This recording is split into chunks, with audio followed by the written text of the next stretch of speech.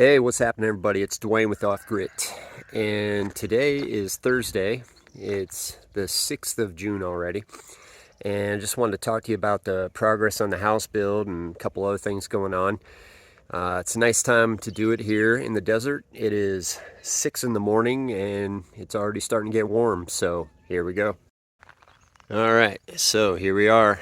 Of course, our laundry shed, and still working on our gray water setup here.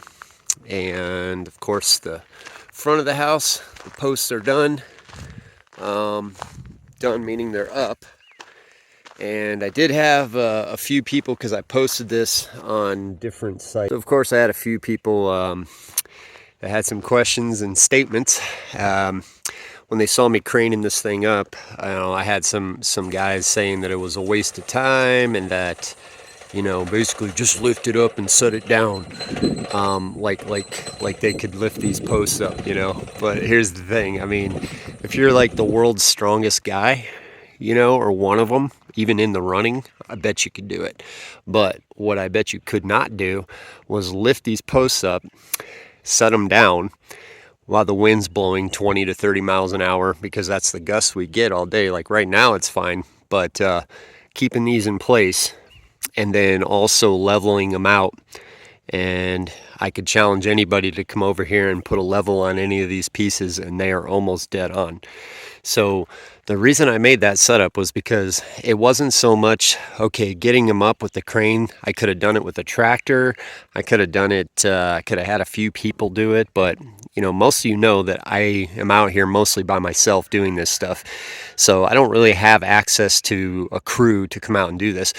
Also, it was more of a thing of that tool that you saw with that little crane that I made, or that winch system. That's actually going to be used for other projects here, and they all kind of tie together. So it wasn't really a waste of time, because that's not just being used for that. That's actually just one of the things that I will be using that for. So just wanted to let people know to keep that in mind when I make stuff like that, or I do stuff like that, that we do, believe it or not, I do sit and think these things out for quite a while before I do them. It's not just an accident. So it just and I don't mind people making comments. It's just sometimes people say things because they're, it's the internet, so you can say whatever you want. But people will get on there and be rude and say stupid things, and the reality of it is it's just nonsense. So a lot of times when people talk like that, that's my response for you. So anyways, so yeah, here we are on the front of the poles. These are they're about 15 feet up in the air right here. I don't know if you can tell, but you can see here how they're sitting on top of our stem wall. And like I told you, these rocks will all be cleaned up, and that'll be done later on. So all the pretty stuff isn't done till way later, so it's going to be like this for a long time. But you can see how I did it, post, stone, post, stone, post, stone. And these stones are field stone from the property, and there's rebar tying each one of these together all the way down. Multiple layers of rebar, both vertical and horizontal. And of course, underneath these, there's 4 feet of concrete going all the way down on each one of these. So they are secure, and have already been tested with the wind. And so far so good. Hopefully my welds hold. And so yeah, I'm pretty happy with how this turned out. Now, I did the hard side first. I just want to get it over with. And then these posts over here, I don't even have to use a winch for these. These I could actually lift up by myself to get them into place.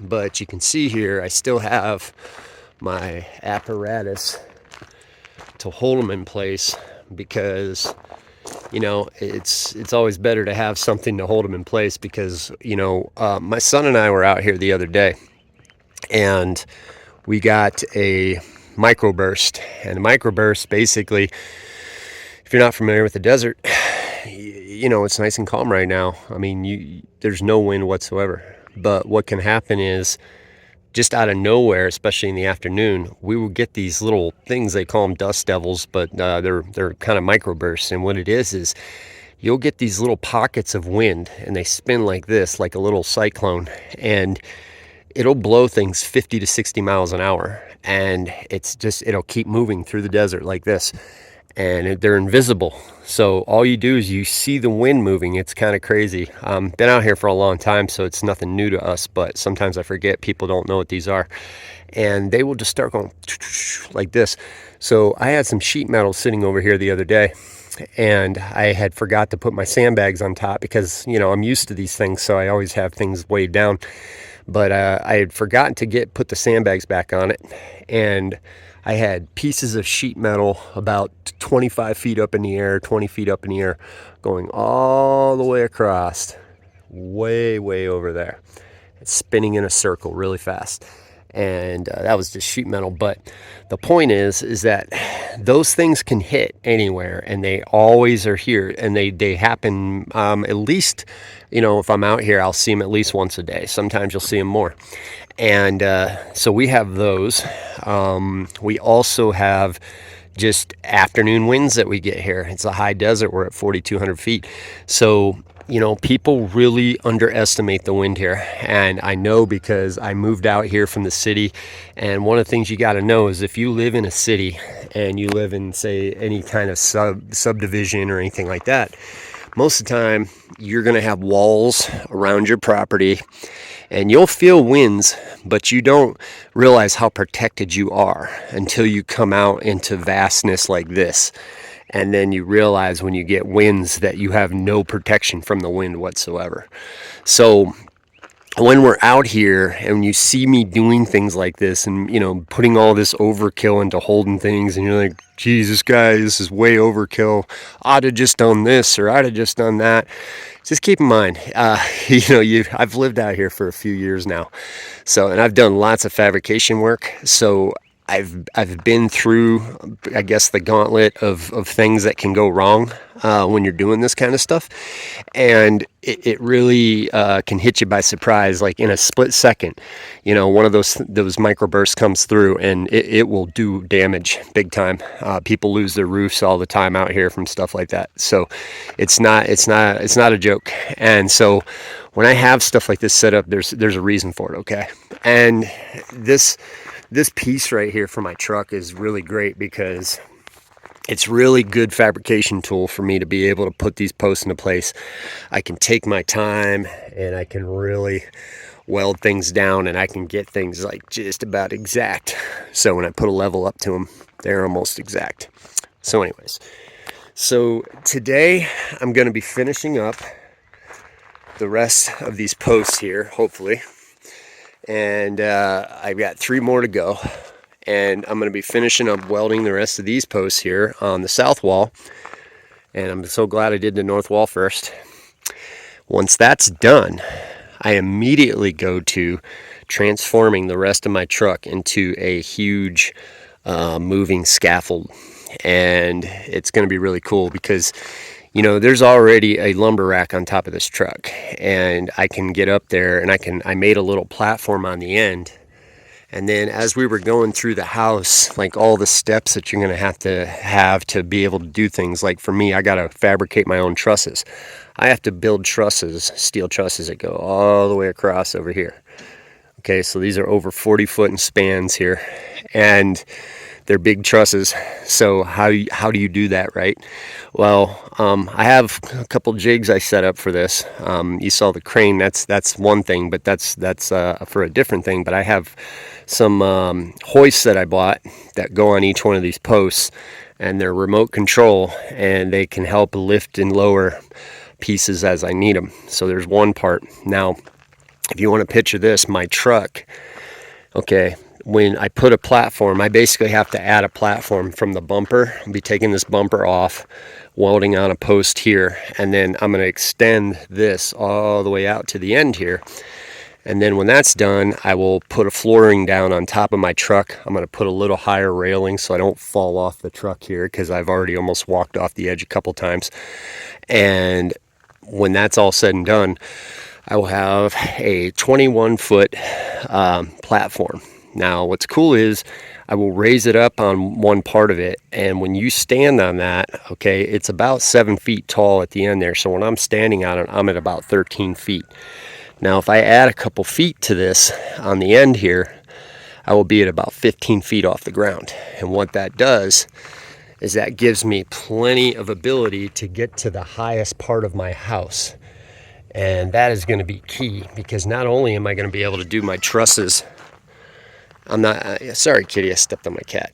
Not only am I going to be able to do my trusses, but I will also be able to start on my purlins on the roof. I'll be able to get sheets of plywood up there to nail that down. I'm going to be able to do all my roofing all from a platform.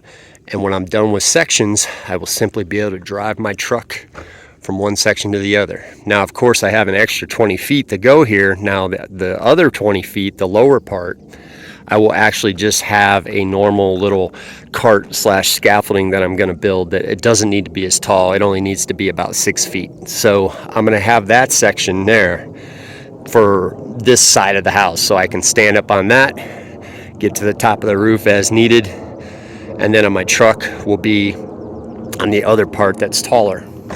What this does is this helps me to save lots of money, because I don't need to rent equipment. And not only do I not need to rent equipment, but I also have something that's big that can stay in place, and I don't have to worry about it. It's really nice. So because I'm a loner and I'm doing things by myself, I'm going to be doing this in sections. So I will be parked basically in sections of my roof at a time. So I'll be this section, this section, this section. And that's how I'm going to be approaching my build here. So there's a lot of planning that has went into this. So there's a lot going on. But as soon as I get done with these today, that's going to be the next step of my house build. So if you've been following around long, you've seen it from the beginning. You've seen us digging out these holes here, putting the rebar in, filling it with concrete. I hand poured my concrete with that mixer over there, did everything here myself, and did the post myself. So far it is a DIY home build, and I'm very proud of it, of course, but it's been a lot of work, and hopefully I can still make it to the end here. Tomorrow's never promised, so we don't ever know what's going to happen. So I just take it day by day and then try to enjoy the process while I'm doing it. And I also think that's a very important part for people that are coming out to do this kind of thing or something similar. Just try to find comfort in being uncomfortable, because you're going to be uncomfortable. And if you're doing anything like this, it's not always going to be easy. But what I do is I just look at every day as a challenge to try to see how much I can get done in a day, how much I can push myself. Can I come up with these cool designs to, and these problem solving things to solve problems, to get things done by myself. So it's all part of the challenge for me, and that's what makes this fun for me. So anyways, check out my cat over there. That cat, what's cool is I'll catch that cat up on the roof sometimes, man. These things are amazing, just how much they can jump around and get where they need to go. But right there. So anyways, folks, I hope everybody's doing well. I've been talking for a long time now, so I'm going to get back to work. And thanks for following along, and I'll talk to you soon.